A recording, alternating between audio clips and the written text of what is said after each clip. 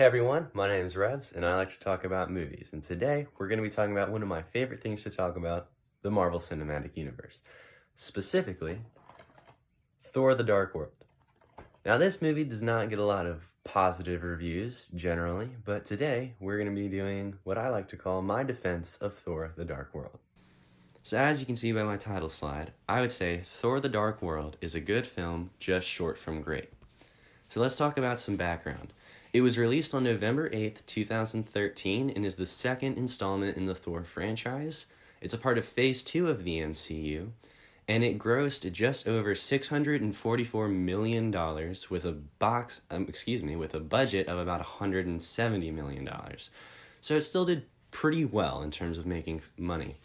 Now, critical reception, according to Rotten Tomatoes, it has a 66% on the tomato meter and a 76% according to the audience. So that is actually, if not the lowest score for any MCU film, it's the second lowest because The Incredible Hulk tends to hover around 66, 67 as well. Now, my argument here is that Thor the Dark World is not as bad as the public eye claims. So let's get into what it does right before I acknowledge that yes, this movie does have some flaws. First, it maintains its previously established regality. So, arguably one of my favorite MCU films is the first Thor, released in 2011. And something that I think it did really well is the director, Kenneth Branagh, is a very well-known Shakespearean. He does a lot of acting, writing, producing, directing. He is really well-known and is very successful in his Shakespearean works. And I think it was a great decision to let him to direct the first film so we could see his vision to have this Norse mythology character embraced in that Shakespearean role. And I think it did a really good job of that, did really well in doing that. In Thor the Dark World, at least in the beginning, and I feel like throughout it, those tones, those regal elements are still there. And that I definitely think works for it. And just visually, at least in the beginning it's really good. It's bright, it's golden, Thor even wears gold, and later in the Dark World, the darkness works, so it matches the emotions. And so I think in terms of visually matching the tone, it looks good, and just having that regal sense. And this might be a little controversial on to my next point, but I would argue that Thor and Loki's interactions with each other is at its peak in this film. I think they not necessarily get along with each other, and I don't think play off of each other is the best phrase, but they work with each other the best that they do in this film than any other film, I think.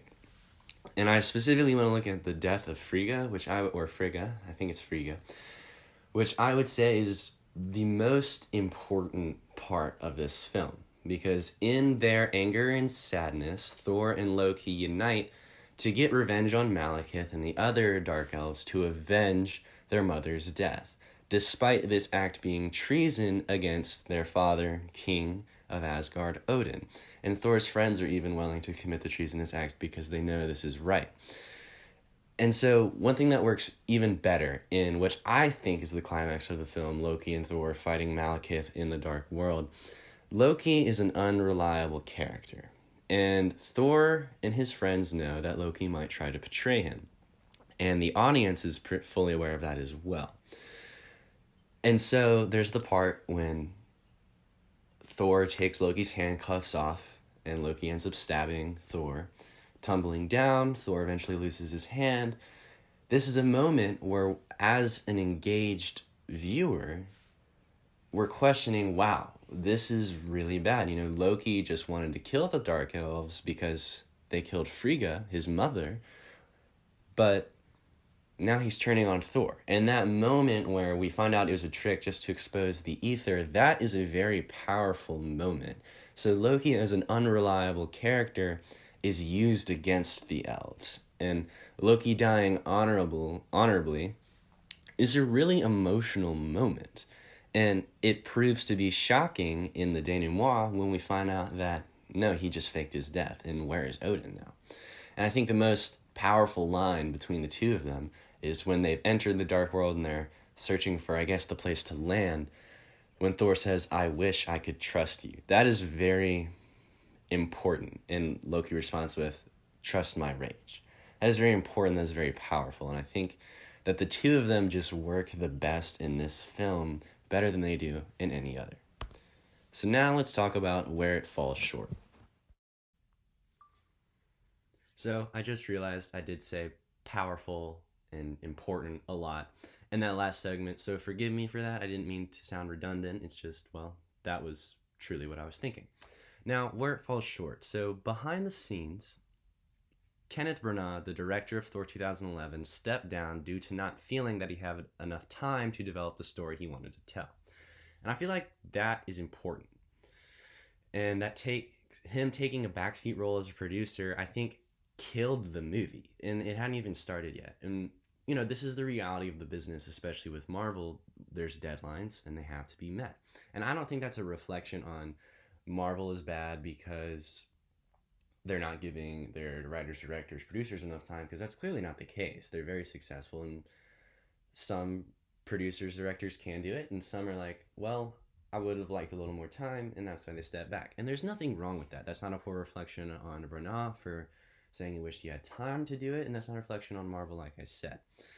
But I think because Branagh was the visionary, and this current version of Thor that we've had so far, from the first Thor, the Avengers, and now this, he created who that Thor was, along with those Shakespearean elements that I touched on earlier when I was talking about Regality.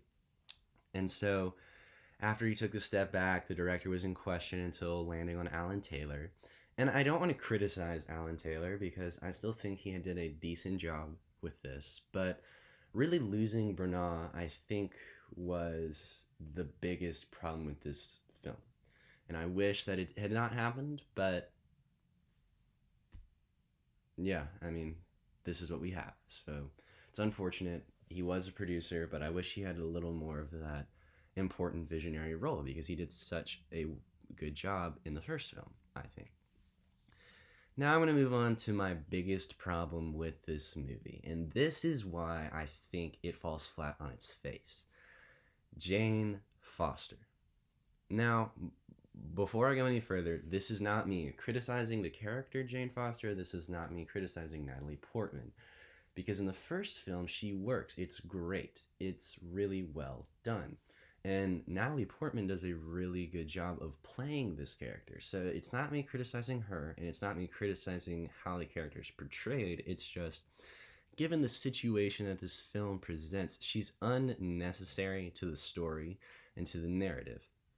And I'll get a little more specific once I get to the Aether, because that's really her only important role in this. And once I have a whole slide about the Aether, and once I get there, I'll start talking about that a little more. But the story that the film wanted to tell is clouded because of what I like to say, Foster and friends. And honestly, everything that happens on Earth. Earth, I don't think, or Midgard, I don't really think is needed for this.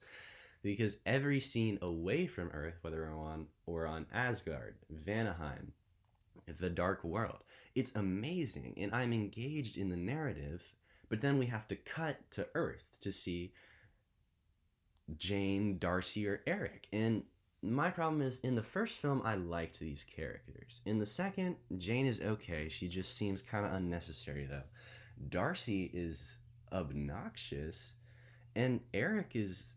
They really did his character dirty. I don't understand why he's acting like this. They don't really explain it that well, I would think.